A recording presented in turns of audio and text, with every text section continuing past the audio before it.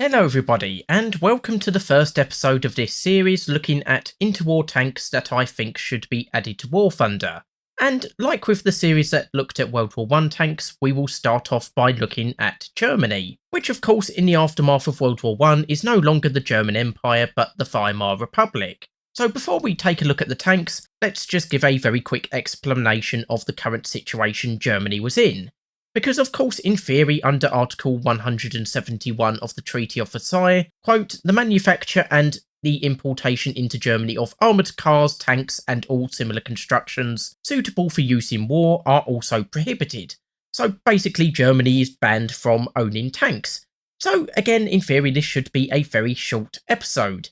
Of course, as you might guess from the length of the video, Germany quite quickly flouted these rules, with some World War I era tanks like the Lk2 light tank being hidden away before being sold to countries like Sweden and Hungary, while development of new tanks as well as other weapons was well underway by the mid-1920s, both in Germany and abroad, with Krupp gaining control of the Swedish Bofors and Landsverk companies, allowing weapon development to carry on virtually unimpeded. Of course, despite this, Germany still needed to find a place to test them away from prying eyes, which, funnily enough, turned out to be in the Soviet Union at the Panzer School Karma, with Germany getting a place to test its tanks, and the Soviets benefiting by being able to access the latest German designs and technical expertise.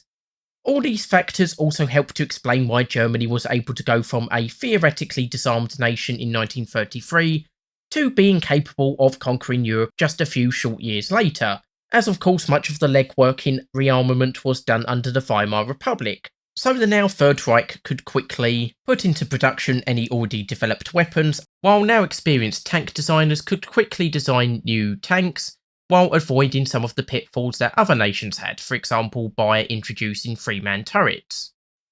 So for our first German interwar tank we have the Armeewagen 20, more commonly known as the Grosstraktor, which translates as large tractor, the code name of course attempting to obscure the fact that Germany was developing tanks.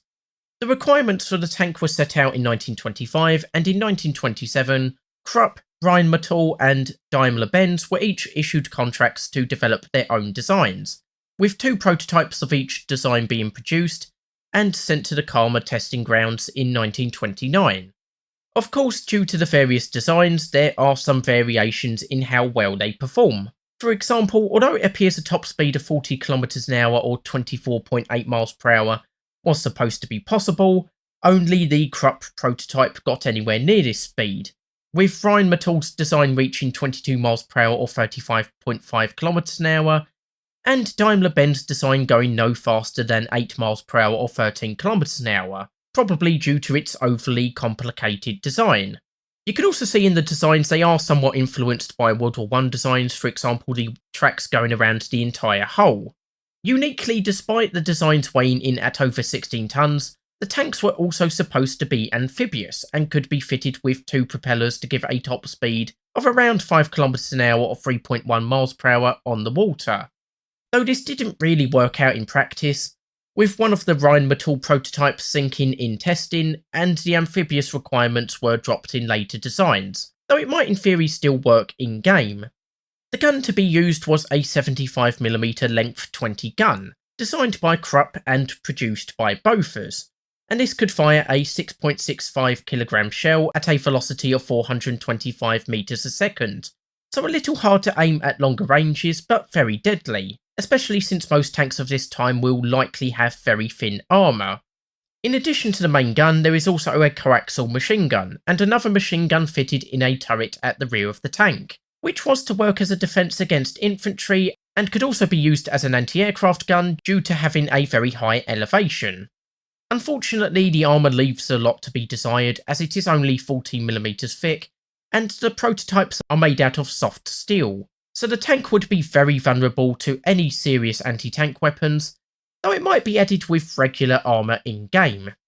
Lastly, the crew numbered 6, consisting of 2 crew in the turret, 3 in the whole front and 1 man in the rear machine gun. So there is a bit of redundancy in the case of crew losses, and they are spread out a little bit, which should prevent most one-shot kills from occurring. In real life, these tanks would be tested in the Soviet Union before being returned to Germany, and while the Rheinmetall design was preferred, the whole design for the tank was deemed no longer satisfactory, and thus never went into production. Though due to this successful design, Rheinmetall would be given the subsequent contract for the similar-looking Neubaufahrzeug.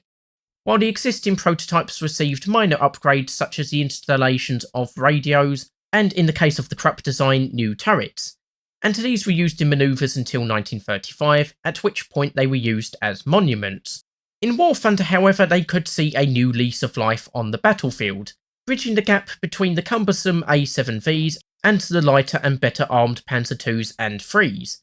probably at a battle rating of 0.7, with the tanks being decently mobile and armed, though suffering in regards to its large size and armour.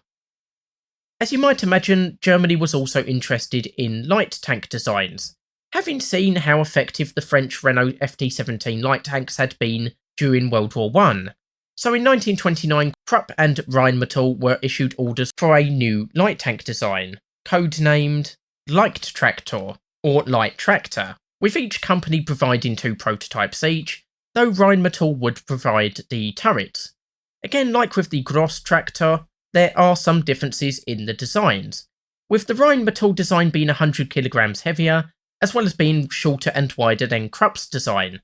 Both designs were to be armed with the 37mm KWK Length 45 gun, which is the same one as used on the early Panzer IIIs, as well as being fitted with a coaxial machine gun. So the tank is capable of dealing damage to both hard targets and soft targets, though its own armour leaves something to be desired, maxing out at 19mm for the lower classes, but generally being about 14mm or less in most areas. Although some sloping is used to maximise this armour, while the frontally mounted engine should in theory provide some protection in the case of penetration. You can also see that the turrets do somewhat resemble those used on Swiss tanks, possibly influenced by Landsverk or vice versa, as like I said at the beginning of the video, it was owned by Krupp at the time.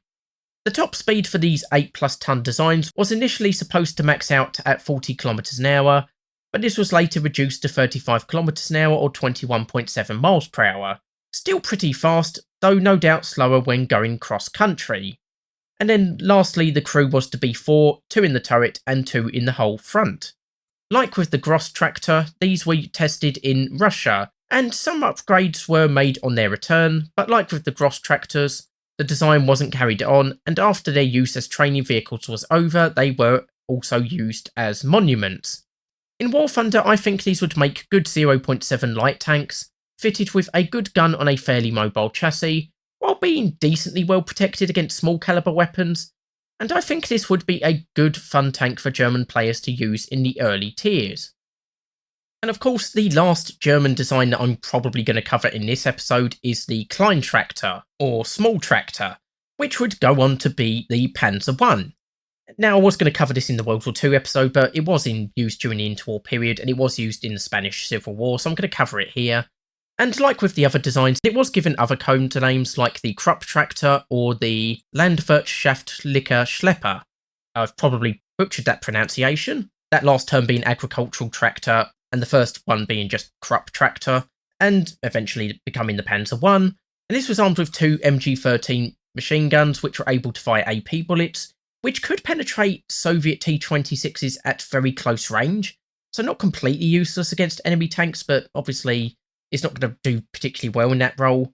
And as for the armour, that maxes out at 15mm for the machine gun port, but it's generally 8 to 13mm for the rest of the frontal superstructure, as well as the rear of the tank, and it does max out at 14.5mm for the side armour, but again is probably lighter than that in most areas. But being a light tank, it does have a top speed of 37.5 km an hour or 23.3 miles per hour, though again slower off-road, and unfortunately only has a 2-man crew.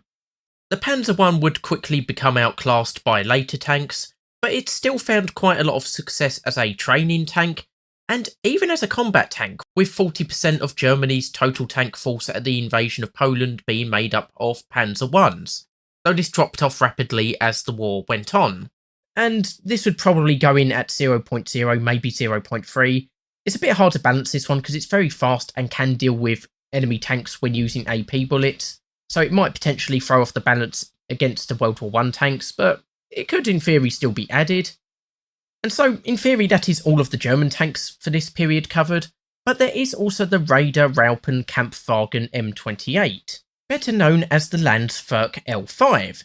which I was going to cover in the Swedish episode, and I probably still will, but Sweden never actually adopted it, and according to Tank Encyclopedia, probably never tested it with its armour or armaments, while Germany did test it with the armour and armaments, so I think Germany should also get a chance to use this tank. So, like I said, this was designed by Landsverk in Sweden, and it would be tested in the USSR by the Germans, and this design is best known for its ability to switch between travelling on its tracks or wheels, with the changeover being possible to do in just 20 seconds. This allows it to have a much better top speed of 46 km an hour on flat terrain or 23 km an hour on tracks, while also in theory saving on wear and tear.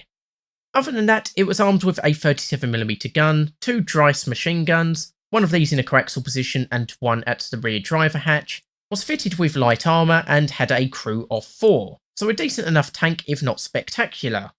Of course, this tank wasn't actually adopted by Germany, but like I said, they did test it as well as help design it, so if added for the Germans it could go at battle rating 1.0, maybe 0.7 at push, and it would be nice to see a tank like this added to the game, especially if the ability to change between the wheels and tracks was implemented. So those were the German tanks of the interwar period, but there were also some self-propelled gun designs from the same era. The first of these being the Leichttraktor Selbstfahrlafette. Again, might have mispronounced that, but this was essentially a Panzerjäger variant of Rheinmetall's Leichttraktor design, but with a reduced crew of 3. I've also seen references to it being armed with a 20mm cannon, but I haven't found anything to confirm that, so we'll just assume that it still had the 37mm gun. Now, you can see in this photo it has an exposed radiator grille at the front of the tank, which is an especially bizarre vulnerability that can be exploited by firing even machine guns at this area, which is a problem for an already lightly armoured tank. During testing, it was also found that the Selbstfahrlafette was essentially just a worse Leichttraktor, and so the chassis was used for other purposes. But in War Thunder, this could potentially work as a tank or a tank destroyer, as it still has a good gun in the turret, and shares the same basic design of the Leichttraktors. So this could go early in the tank destroyer line, or could potentially be folded with the Leichtraktors themselves, presumably at around battle rating 0.3 to 0.7. Then we have the 3.7cm WD Schlepper 25 PS, which is essentially just a lightly armoured tractor chassis armed with a 37mm pack length 45 gun, which is capable of 30 degrees of traverse, while a machine gun is carried for local defence. The crew would likely number 3 to 4, and unfortunately these would be easy targets as the fighting compartment is mostly open. The exact speed is also unknown, though likely fairly slow. That said, I think this would be a good 0.7 tank destroyer vehicle, representing early German forays into SPGs and marking it as a good early SPG for Germany's tank destroyer lineup. And then lastly, there was the 7.7cm WD Schlepper 50 PS. Again, a very similar design, also based on a tractor chassis, but this time armed with a 7.7cm K light gun. And unlike the previous design, this has 360 degrees of traverse, allowing for much greater tactical flexibility, though it might be let down by the no doubt lower muzzle velocity of the gun, and being reliant on HE shells to destroy your enemies. Though, as I mentioned earlier, most tanks of this period did have very thin armour, so probably not as huge a problem as it might sound. It likely has a crew of around 3 to 5, and again like with the 25 PS, it has an open crew compartment, making the crew extremely vulnerable to enemy fire, while also no doubt being quite slow. But I feel at 0.7 this would again make a good early SPG for the Germans, this time making a good early SPG for the left line of the German tech tree. And so that's it for this episode looking at German interwar tanks I'd like to see added to War Thunder. I'd be interested to hear your thoughts on these vehicles, as well as any other vehicles you'd like me to cover on this channel. I look forward to reading your comments below. So I'll probably cover the French in the next episode, maybe the British, depending on how I feel about things. But hopefully you've enjoyed this episode, hopefully you'll join me for future episodes. I've been Toreno, and I'll see you next time.